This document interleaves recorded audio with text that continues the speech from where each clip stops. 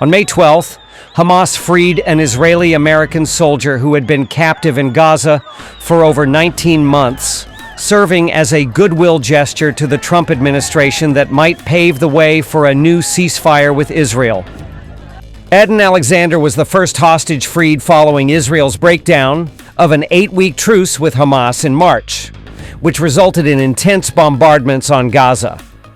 Following negotiations facilitated by mediators, an agreement was reached between Hamas and the United States that predominantly bypassed the Israeli government.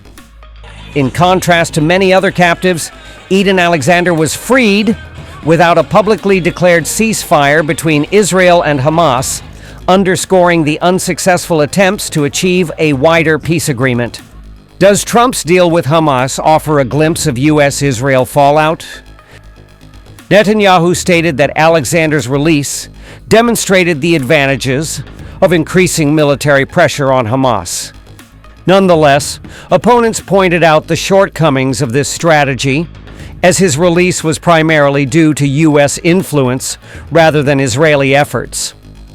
An increasing number of Israelis are in favor of negotiating a deal to free all hostages, even if it necessitates Netanyahu making concessions, ending the conflict, and permitting Hamas to continue existing. Here's all you need to know.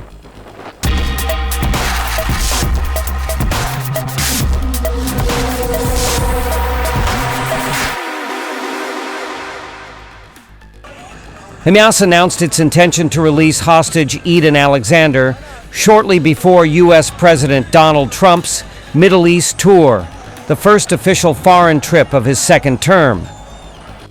The U.S. president said, and I quote, "Hopefully this is the first of those final steps necessary to end this brutal conflict."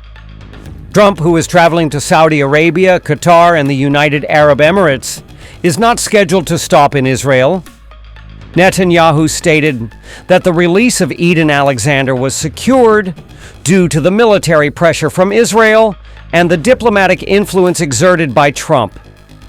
The release of Alexander provoked a backlash directed at Netanyahu, with opponents claiming he depends on a foreign leader to assist in securing the freedom of the remaining hostages.